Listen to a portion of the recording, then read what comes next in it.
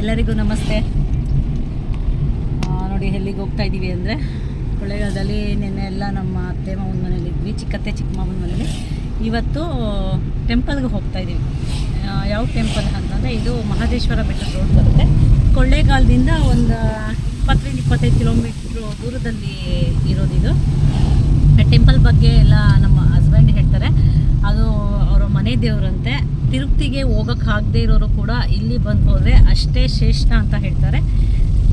ಅದು ನಮ್ಮ ಮನೆ ದೇವರಾಗಿರೋದ್ರಿಂದ ನಾವು ಕೂಡ ಆಗಾಗ ಹೋಗಿ ಬರ್ತಾ ಇರ್ತೀವಿ. ಮಿಕ್ಕಿದ್ದು ಉಳಿದಿದ್ದೆಲ್ಲ ಅವ್ರು ಹೇಳ್ತಾರೆ, ಕೇಳಿ. ಹಲೋ, ನಮಸ್ತೆ ಸ್ನೇಹಿತರೆ. ಹೋಗ್ತಾ ಇರ್ತಕ್ಕಂಥದ್ದು ಬೂದ್ವಾಳ ದೇವಸ್ಥಾನ ಅಂತೇಳಿ. ಇದೇನಪ್ಪ ಇದು ಪ್ರಖ್ಯಾತಿ ಅಂದರೆ, ಇಲ್ಲಿ ಬಂದು ವೆಂಕಟೇಶ್ವರ ಸ್ವಾಮಿ ನೆಲೆಸಿರೋದು. ಹೇಗೆ ನೆಲೆಸಿರೋದು ಅಂದರೆ, ಹಿಂದೆ ಎಲ್ಲ ಇವಾಗಿನ ಥರ ಟ್ರಾನ್ಸ್ಪೋರ್ಟೇಷನ್ಸ್ ಇರಲಿಲ್ಲ. ಎಲ್ಲೇ ಹೋಗ್ಬೇಕಂದ್ರೂ ಒಂದು ಕುದುರೆ ಗಾಡಿ ಇಲ್ಲ ಅಂದರೆ ಎತ್ತಿನ ಗಾಡಿ ಇದ್ರ ಮೇಲೆ ಡಿಪೆಂಡ್ ಆಗಬೇಕಿತ್ತು. ಆಗ ಈ ಭಾಗದ ಜನ ಏನಾದರೂ ತಿರುಪತಿಗೆ ಹೋಗ್ಬೇಕಂತಂದರೆ ತಿಂಗಳಿಗೂ ಹೆಚ್ಚು ಕಾಲ ಬೇಕಾಗ್ತಿತ್ತು ಗಾಡಿ ಕಟ್ಟಿ ಅಲ್ಲಿಗೆ ಹೋದರೆ. ಸೊ ಆ ಸಂದರ್ಭದಲ್ಲಿ ತುಂಬ ವಯಸ್ಸಾದವ್ರಿಗೆ ಮತ್ತು ಇವ್ರಿಗೆಲ್ಲ ಮೆಡಿಕಲ್ ಎಮರ್ಜೆನ್ಸಿ ಇರ್ತಕ್ಕಂಥವ್ರು ಅಲ್ಲಿವರೆಗೂ ಹೋಗ್ಲಿಕ್ಕೆ ಆಗಲ್ಲ, ಬಟ್ ಅವ್ರು ದೇವ್ರು ನೋಡಲೇಬೇಕಂತಂದಾಗ ಏನು ಮಾಡಿದರು, ಆಗ ಪೂರ್ವದಲ್ಲಿ ಇದ್ದಂಥ ಜನ ಆ ತಿರುಪತಿಯಿಂದ ಬಂದು ಒಂದು ಶಿಲೆಯನ್ನು ತಂದು ಇಲ್ಲಿ ಪ್ರತಿಷ್ಠಾಪನೆ ಮಾಡ್ತಾರೆ. ಅದೇ ಥರ ತಿರುಪತಿನಲ್ಲಿ ಯಾವ ಥರ ಒಂದು ಜೀವ ಆವಾಹನೆ ಆಗಿರುತ್ತೆ, ಅದೇ ಥರ ಇಲ್ಲೂ ಕೂಡ ವೆಂಕಟೇಶ್ವರ ಸ್ವಾಮಿ ಜೀವನ ಆವಾಹನ ಮಾಡಿಸ್ತಾರೆ ಪೂಜೆ ಮಾಡಿ. ಅಷ್ಟೇ, ತಿರುಪತಿ ಅಷ್ಟೇ ಶ್ರೇಷ್ಠ ಅಂತ ಹೇಳ್ತಾರೆ. ಇಲ್ಲಿ ಚಿಕ್ಕ ತಿರುಪತಿ ಅಂತ ಕೂಡ ಹೇಳ್ಬೋದು. ಈ ಭಾಗದ ಜನಕ್ಕೆ ಇದೇ ತಿರುಪತಿ ಹೆಚ್ಚಿನ ಅಂಶ. ಸೊ ನಾವು ಏನಂತಂದರೆ ತುಂಬ ಸಲ ತಿರುಪತಿಗೆ ಹೋಗ್ಲಿಕ್ಕಾಗಲ್ಲ, ಅಲ್ಲಿ ಕ್ಯೂಯಲ್ಲಿ ನಿಂತು ನೋಡ್ಲಿಕ್ಕಾಗಲ್ಲ, ಈ ಥರ ಸಮಸ್ಯೆಗಳಿದ್ದಂಥವ್ರು ಮತ್ತು ವಯಸ್ಸಾದಂಥವ್ರು ಅಲ್ಲಿವರೆಗೂ ಹೋಗ್ಲಿಕ್ಕಾಗಲ್ಲ ಅನ್ನೋವಂಥವ್ರು ಇಲ್ಲಿ ಬಂದು ಪೂಜೆ ಮಾಡುವಂಥದ್ದು ಪ್ರತೀತಿ.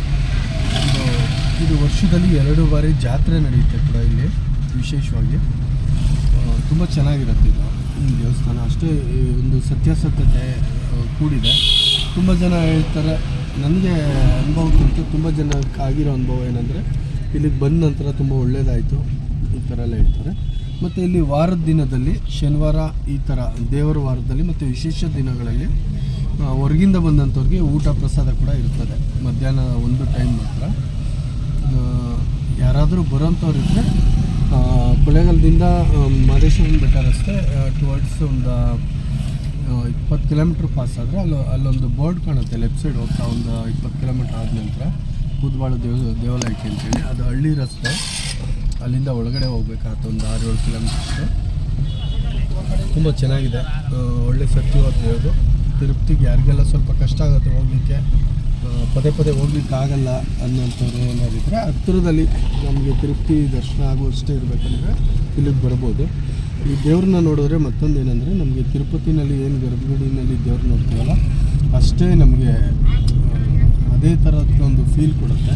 ದೇವರು ಆ್ಯಸ್ ಇಟ್ ಈಸ್ ಇರೋದ್ರಿಂದ ನಮಗೆ ಯಾವುದೇ ವ್ಯತ್ಯಾಸ ಕಂಡು ಬರೋಲ್ಲ. ಇಲ್ಲಿ ಗರ್ಭಗುಡಿ ಅಷ್ಟು ಇದಾಗಿದೆ.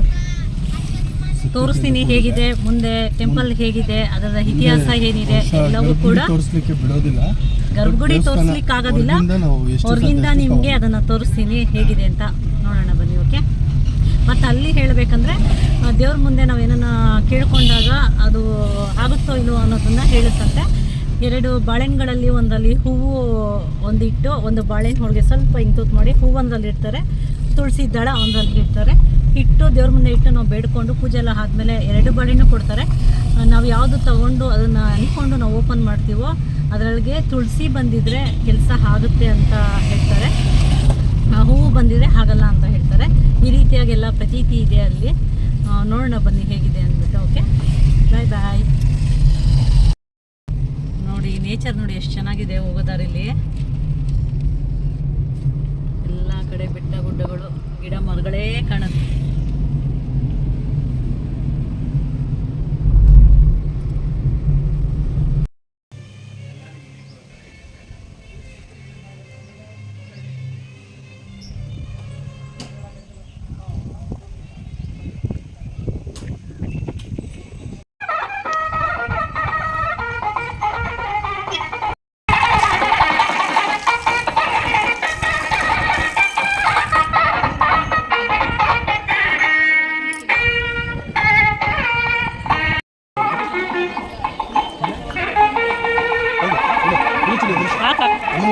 ನೀನು ಹೋಗು ಹಾಕೋಗು ಎಲ್ಲ ಒಂದೇ ಸಲ ಹಾಕ್ಬಿಟ್ಲು ಅವಳು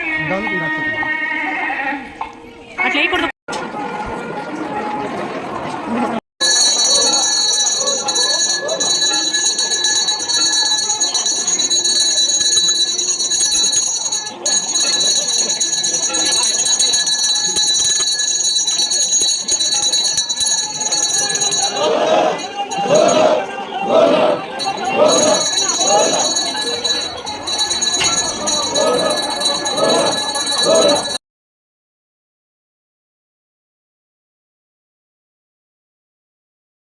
ನೋಡಿ, ಗುರುಪೂರ್ಣಿಮೆ ಇರೋದ್ರಿಂದ ಗರುಡೋತ್ಸವ ಮಾಡಿಸ್ತಿದ್ರು ಟೆಂಪಲಲ್ಲಿ. ತುಂಬ ಚೆನ್ನಾಗಿ ದೇವ್ರನ್ನ ಕೂಡಿಸಿ 3 ರೌಂಡ್ ಹೊಡಿಸಿ ಗರುಡೋತ್ಸವ ಅಂತ ಮಾಡ್ತಾರೆ. ಅಲ್ಲಿ ಸೇವೆ ಮಾಡಿಸೋರು ಕೂಡ ಮಾಡಿಸ್ಬೋದು. ನೋಡಿ, ಚಾಮರದಲ್ಲಿ ಇಟ್ಕೊಂಡು ಇದು ಬೀಸೋ ಥರ ಎಲ್ಲ ಸೇವೆನೂ ಮಾಡಿಸಿದ್ರು. ನಾನು ಅಂತೂ ಅದಕ್ಕೆ ಅಂತ ಸಪ್ರೇಟೇನು ನಾವು ಅಮೌಂಟ್ ಕಟ್ಟಲಿಲ್ಲ, ಯಾಕಂದರೆ ಹಾಗೆ ಕೈ ಮುಗಿಯೋಣ ಸಾಕು ಅಂತ ನಿಂತ್ವಿ. ಬಟ್ ನನ್ನ ಅದೃಷ್ಟ, ನಾನು ಕೈ ಮುಕ್ಕೊಂಡು ನಿಂತಿದ್ದಾಗ ಅವ್ರು ಕರೆದು ಮಾಡಿ ನೀವು ಅಂತ ಹೇಳಿ ಕೈ ಕೊಟ್ಟರು. ನನಗಂತೂ ನಿಜ ಖುಷಿ ಆಯಿತು. ಚಾಮರದಿಂದ ದೇವ್ರಿಗೆ ನಾವು ಸೇವೆ ಮಾಡಿದ್ದು ನೋಡಿ, ಎಷ್ಟು ಚೆನ್ನಾಗಿ ದೇವರು ಕೂತಿದ್ದಾರೆ. ಕೆಳಗೆ ಗರುಡ ಸ್ವಾಮಿ ಇದೆ, ಹಿಂದೆ ವೆಂಕಟರಮಣ ಸ್ವಾಮಿ ಇದೆ. ತುಂಬ ಚೆನ್ನಾಗಿ ನಡೀತು. ನಿನ್ನೆ ನಮಗೆ ಗೊತ್ತಿಲ್ಲ ಗರುಡೋತ್ಸವ ಎಲ್ಲ ಇದೆ ಅಂತ, ಬಟ್ ನಾವು ಹೋಗಿದ್ದ ಟೈಮ್ಗೆ ಅದು ಇರೋದ್ರಿಂದ ಅದನ್ನು ನೋಡ್ಕೊಂಡು ಬಂದಂಗೆ ಆಯಿತು. ನೋಡಿ, ತುಂಬ ಜನ ಇದ್ದರು. ಸೇವೆ ಮಾಡಿಸಿ ಅದು 3 ಸುತ್ತು ಸುತ್ತಿಸಿ ಆಮೇಲೆ ದೇವರಿಗೆ ಪೂಜೆ ಮಾಡಿಸಿ ಹಣ್ಣು ಕೈ ಎಲ್ಲ ಒಡಿಸಿ ಬಂದ್ವಿ. ಒಂಥರ ಬ್ಲೆಸ್ಸಿಂಗು, ನಮಗೂ ಸಮಾಧಾನ. ಮನೆ ದೇವರಿಗೆ ವರ್ಷಕ್ಕೆ 1 ಸಲ 2 ಸಲ ಹೋಗಲೇಬೇಕು ಅಂತ ಹೇಳ್ತಾರೆ. ಸಾಧ್ಯ ಆದಾಗೆಲ್ಲ ನಾವು ಆ ಕಡೆ ಹೋದಾಗ ಹೋಗಿ ಬರ್ತಾ ಇರ್ತೀವಿ. ನೋಡಿ ಎಷ್ಟು ಚೆನ್ನಾಗಿ ಮಾಡ್ತಿದ್ದಾರೆ ಅಲ್ಲಿನ ಪದ್ಧತಿ ಪ್ರಕಾರ. ಅಲ್ಲಿ ಅಕ್ಕಪಕ್ಕ ಎಲ್ಲ ಕೂಡ ಈ ತಿರುಪತಿಗೆ ಹೇಗೆ ಹೋಗ್ತಾರೋ ಅಲ್ಲಿ ಅಕ್ಕಪಕ್ಕದ ಜನ ಎಲ್ಲ ಕೂಡ ಇಲ್ಲಿ ಈ ಬೂದುಬಾಳು ಅನ್ನೋ ಕ್ಷೇತ್ರಕ್ಕೆ ಬರ್ತಾರೆ. ನನಗಂತೂ ತುಂಬ ಖುಷಿ ಆಯಿತು. ಟೆಂಪಲ್ಗೆ ಬಂದಿರೋ ಜೊತೆ ಈ ಗರುಡೋತ್ಸವ ಎಲ್ಲ ಭಾಗಿಯಾಗಿದ್ದು. ನೋಡಿ, ತಿರುಪತಿಲಿ ಹೇಗೆ ಹುಂಡಿ ಇಟ್ಟಿರ್ತಾರೋ ಅದೇ ರೀತಿಯಲ್ಲಿ ಇಲ್ಲೂ ಕೂಡ ಹುಂಡಿ ಇಟ್ಟಿರ್ತಾರೆ. ಅದು ನೋಡಲಿಕ್ಕೆ ಒಂಥರ ಚೆಂದ. ನನ್ನ ಮಗಳು ಹೋಗಿ ದುಡ್ಡು ಹಾಕಿ ಬಂದ್ಲು. ನೆಕ್ಸ್ಟು ಅವ್ರಿಗೆಲ್ಲ ಕೋತಿಗಳು ಕೂತಿತ್ತು ಪಾಪ. ಸೊ ಅವ್ರಿಗೆ ಅಂತಲೇ ಒಂದಷ್ಟು 1 kg 2 kg ಬಾಳೆಹಣ್ಣು ತೊಗೊಂಡು ಎಲ್ಲರಿಗೂ ಕೂಡ ಕೊಟ್ವಿ.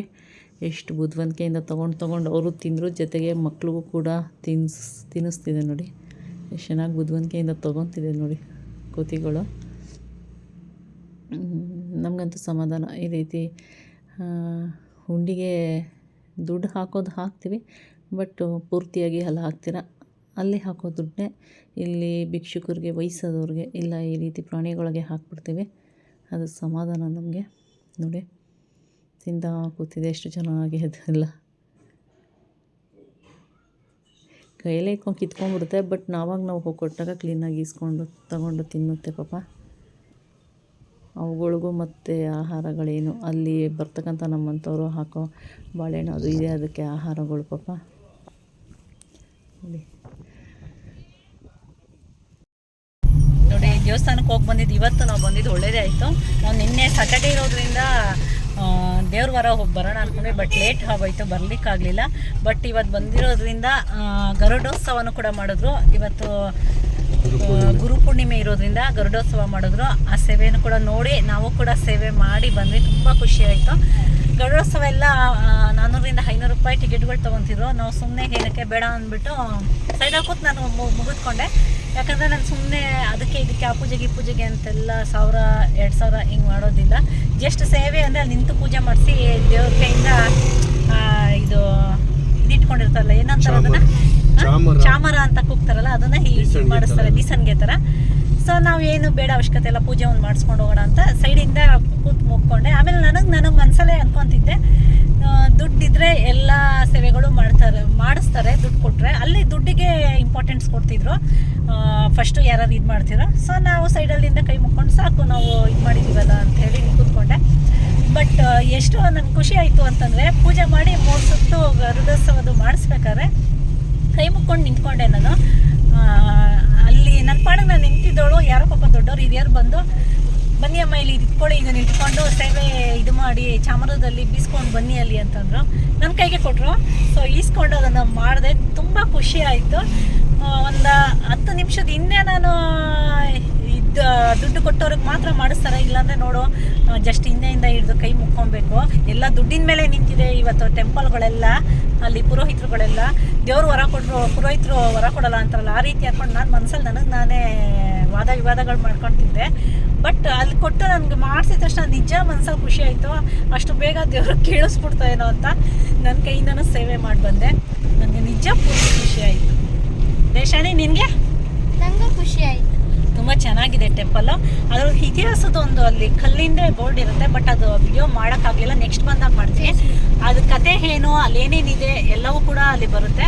ಬಟ್ ತುಂಬ ಜನ ಇದ್ರು ಒಳಗೆ ಅಲ್ಲಿ ಅದನ್ನು ಮಾಡ್ಲಿಕ್ಕೆ ಆಗಲಿಲ್ಲ. ನೆಕ್ಸ್ಟ್ ಬಂದಾಗ ನಿಮಗೆ ಅದ್ರದ್ದು ಪೂರ್ತಿ ಇತಿಹಾಸ ಕೂಡ ಮಾಡಿ ತೋರಿಸ್ತೀನಿ. ಹೊಡ್ತಾ ಇದ್ದೀವಿ. ಹೋಗಿ ಅಲ್ಲಿ ಅತ್ತೆ ಮನೆಗೆ ಹೋಗಿ ಊಟ ಮಾಡಿಕೊಂಡು ಬ್ಯಾಂಗ್ಳೂರ್ ಕಡೆ ಹೊರಡ್ಬೇಕು ನಾವು. ನೋಡಿ ದರ್ಶನ ಎಲ್ಲ ಆಯಿತು, ಮುಗಿಸ್ಕೊಂಡು ಹೊಡ್ತಾ ಇದ್ದೀವಿ. ಕೋತಿಗಳಿಗೆಲ್ಲನೂ ಹಣ್ಣುಗಳೆಲ್ಲ ಕೊಟ್ವಿ. ನಮಗಂತೂ ಖುಷಿ ಆಯಿತು. ಎಷ್ಟು ಚೆನ್ನಾಗದು. ಅವ್ರ ಮಕ್ಳಿಗೆಲ್ಲನೂ ಕೊಟ್ಟು ಅದು ತಿಂತು. ವಿಡಿಯೋದಲ್ಲಿ ನೋಡಿ ಎಷ್ಟು ಚೆನ್ನಾಗಿ ಇದು ಮಾಡ್ತು. ನಾವು ನಾರ್ಮಲಾಗಿ ದೇವರು ಪೂಜೆಗೆ ನಾವು ಒಂದು 50ರಿಂದ 100 ರೂಪಾಯಿ ಅಷ್ಟೇ ಹಾಕ್ತೀವಿ. ಹಣ್ಣು ಪೂಜೆ ಮಾಡಿಸ್ತೀವಿ. ಎಕ್ಸ್ಟ್ರಾ ನಾವು ಹುಂಡಿಗೆ ಹಾಕಲ್ಲ ಯಾವತ್ತೂ ಕೂಡ. ಅದೇ ದುಡ್ಡನ್ನ ಅವ್ರಿಗೆ ತುಂಬ ವಯಸ್ಸಾಗಿರೋರು ಯಾರನ್ನ ಕೊಡ್ತಿದ್ರೆ ಭಿಕ್ಷುಕರು ಅವ್ರಿಗೆ ಕೊಡ್ತೀವಿ. ಇಲ್ಲ ಅಂತಂದರೆ ಈ ಥರ ಪ್ರಾಣಿಗಳಿದ್ದಾಗ ಅಲ್ಲಿ ಹುಂಡಿಗೆ ಹಾಕೋ ದುಡ್ಡನ್ನು ನಾವು ಹಣ್ಣು ಹಂಪಲು ತೊಗೊಂಡು ಈ ಥರ ಕೊಟ್ಬಿಡ್ತೀವಿ. ಸಮಾಧಾನ, ನಮಗೆ ಖುಷಿ ಅನಿಸುತ್ತೆ. ಸುಮ್ಮನೆ ಹುಂಡಿಗೆ ಹಾಕಿ ಅದು ಹೋಗಿ ಅಲ್ಲಿ ಸೇರುತ್ತೋ ಇಲ್ವೋ ನಮಗೆ ಗೊತ್ತಿಲ್ಲ.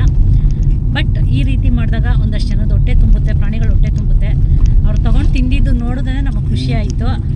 ನನ್ನ ಮಗಳಿಗಂತೂ ಸಖತ್ ಖುಷಿ. ಎಷ್ಟು ಚೆನ್ನಾಗಿ ನೋಡ್ಕೊಳ್ಳುತ್ತಮ್ಮ ಮಕ್ಕಳನ್ನ ಕೋತಿಗಳು ಅಂತ ಹೇಳ್ತಾ ಇದ್ದಾಳೆ. ತಾಯಿ ಅಂದರೆ ಅದನ್ನೇ. ಪ್ರಾಣಿ ಆಗಲಿ, ಪಕ್ಷಿಗಳಾಗಲಿ, ಮನುಷ್ಯರಾಗಲಿ, ತಾಯಿ ಮಕ್ಕಳನ್ನೆಲ್ಲೂ ಕೂಡ ಬಿಡಲ್ಲ ಅನ್ನೋದಕ್ಕೆ ಇದು ಒಳ್ಳೆ ಉದಾಹರಣೆ ಅಂತ ಹೇಳ್ತೀವಿ. ನೋಡಿ ಮುಗಿಸ್ಕೊಂಡು ಹೋಗ್ತಾ ಇದ್ದೀವಿ. ಏನಾಯ್ತು ಅಂದ್ರೆ ನಾವು ಕೊಡ್ತಾ ಇದ್ವಾ ಅವಾಗ ಹಣ್ಣನ್ನ ಒಂದು ಕೋತಿ, ದೊಡ್ಡ ಕೋತಿ ಬಂದು ಈಸ್ಕೊಂತು. ಒಂದು ಇನ್ನೊಂದು ಬೇಕು ಅಂತ ಇನ್ನೊಂದು ಈಸ್ಕೊಂತು. ದುರಾಸೆ ಕೋತಿ ಅಂತ ನಾವು ಕೊಟ್ವಿ. ಆಮೇಲೆ ನೋಡಿದ್ರೆ ಅದ್ರ ಮನೆ ತರ ಶೆಡ್ ತರ ಐತಿ. ಅಲ್ಲಿ 5 to 6 ಬೇಬೀಸ್ ಇದೆ. ಅದ್ರದ್ದು ಎಲ್ಲಾರ್ಗು ಸ್ವಲ್ಪ ಮುರ್ದಿ ಕೊಡ್ತು ಗೊತ್ತಾ? ಎಷ್ಟು ಚೆನ್ನಾಗಿ ಮುರ್ದ್ ಕೊಡ್ತದು. ಎಲ್ಲಾರ್ಗು ಸಮ ಕೊಡ್ತದು. ಅದನ್ನೆಲ್ಲ ನೋಡ್ದಲ್ಲ, ಅದರಿಂದ ಏನ್ ಕಲಿಬೇಕು ಹೇಳು ನಾವು? ಗೊತ್ತಿಲ್ಲ. ಹಂಚ್ಕೊಂಡು ತಿನ್ನೋದು.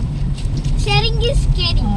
ಒಂದು ಹಂಚಿ ತಿನ್ನೋದನ್ನ ನಾವು ಅದರಿಂದ ಕೋತಿಯಿಂದ ಕಲಿಬೇಕು. ಎರಡನೇದಾಗಿ ಯಾವುದೇ ತಾಯಿ ಆಗಲಿ, ಮನುಷ್ಯರಾಗಲಿ, ಪ್ರಾಣಿಗಳಾಗಲಿ, ಅಮ್ಮ ಅಂದರೆ ಮಕ್ಕಳನ್ನ ಅಷ್ಟು ಚೆನ್ನಾಗಿ ಪ್ರೀತಿಯಿಂದ ನೋಡ್ಕೊತಾರೆ.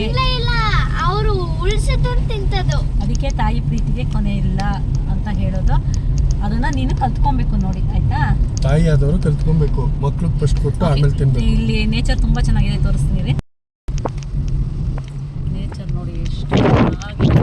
ತುಂಬ ಗಾಳಿ ಬೀಸ್ತಿದೆ. ನಿಜ ಇಲ್ಲಿರೋರೆಲ್ಲ ಪುಣ್ಯವಂತ ಅನ್ಸುತ್ತೆ. ತೋರಿಸ್ತೀನಿ. ನಮ್ಮ ಬೆಂಗಳೂರು ಹೋಗೇಲಿಯಾ ಇದರಲ್ಲಿ ಆರೋಗ್ಯ ಕೆಡಿಸ್ಕೊಂಡು ದುಡ್ಡಿಗೋಸ್ಕರ.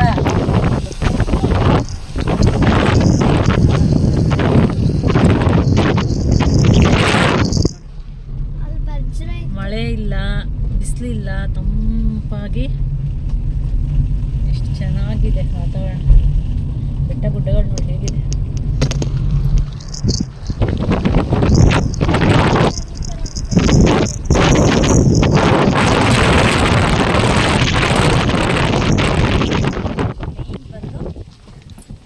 ಜನ ದುಡಿಯೋದಕ್ಕೆ ಬರೋದು.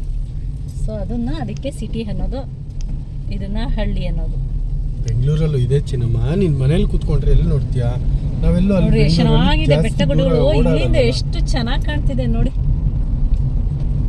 ಸೂಪರ್ ಆಗಿ ಕಾಣ್ತಿದೆ ನೋಡಿ. ಝೂಮ್ ಮಾಡಿ ತೋರಿಸ್ತಾ ಇದ್ದೀನಿ.